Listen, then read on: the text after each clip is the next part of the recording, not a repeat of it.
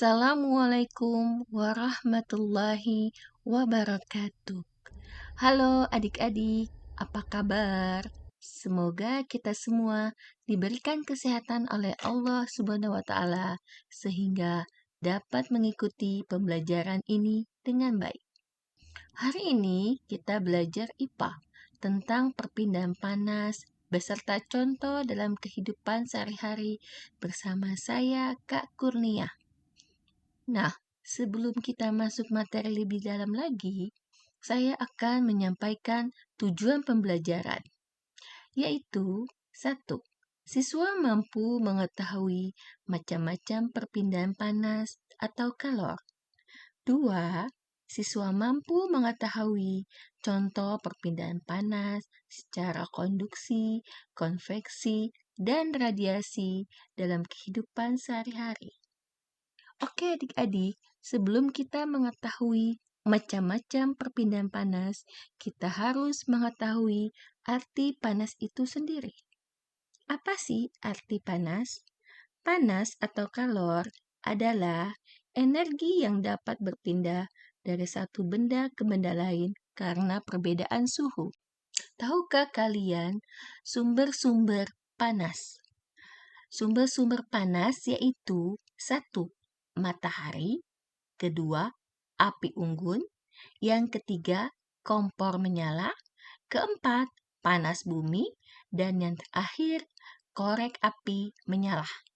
Serta masih banyak sumber panas yang lainnya. Kemudian kita bahas manfaat panas. Manfaat panas memiliki banyak manfaat. Manusia tidak bisa hidup tanpa adanya panas. Nah, adapun manfaat panas yaitu 1. Mempertahankan suhu atmosfer. Yang kedua, menguapkan air laut. Yang ketiga, terjadinya siklus air dan perubahan musim. Yang keempat, mengeringkan pakaian. Serta banyak manfaat panas yang lain. Energi panas akan berpindah dari suhu yang lebih tinggi ke suhu yang lebih rendah. Pengaruh panas terhadap suhu zat. Jika zat menyerap panas, maka suhu akan naik. Jika zat melepas panas, maka suhu akan turun.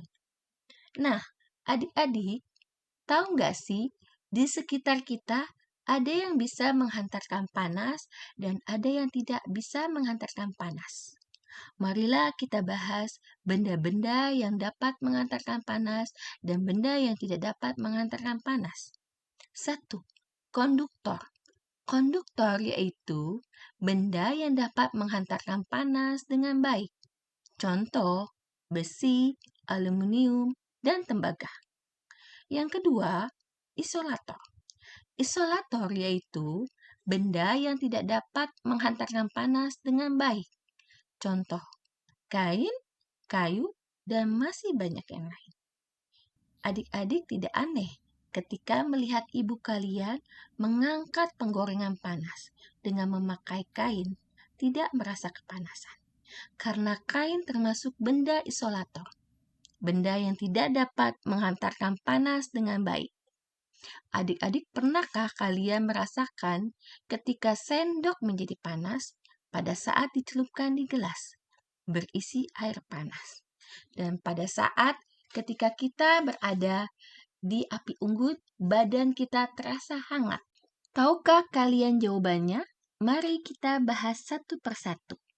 Perpindahan panas atau kalor terbagi menjadi 3, yaitu 1. Perpindahan panas secara konduksi, yaitu perpindahan panas dengan hantaran tanpa memindahkan zat perantaranya.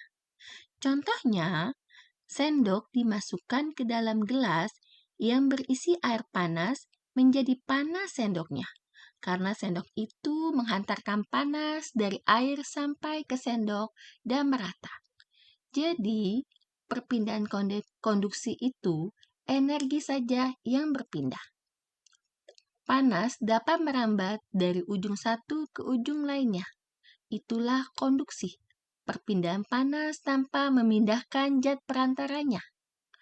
Yang kedua, perpindahan panas secara konveksi, yaitu perpindahan kalor dengan hantaran yang disertai dengan perpindahan zat perantaranya. Pada konveksi, tidak hanya energi panas yang berpindah, tetapi juga disertai dengan perpindahan partikel zat perantara. Jenis perpindahan konveksi terjadi pada zat cair dan gas. Contohnya, memasak air di atas kompor, serta contoh yang lain terjadinya angin darat dan angin laut. Yang ketiga, radiasi, yaitu perpindahan panas tanpa memerlukan zat perantara. Disebut juga perpindahan panas secara pancaran.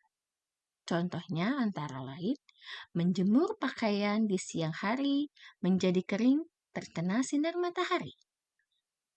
Lalu, tubuh terasa hangat ketika di depan api unggun, serta menetaskan telur dengan lampu atau panas matahari sampai ke bumi, meski melewati ruang hampa. Baiklah, demikian materi perpindahan panas yang dapat Kak Kurnia berikan hari ini. Semoga apa yang Kak Kurnia sampaikan dapat dipahami dan bermanfaat untuk adik-adik. Akhir kata, Kak Kurnia ucapkan terima kasih dan sampai jumpa. Wassalamualaikum warahmatullahi wabarakatuh.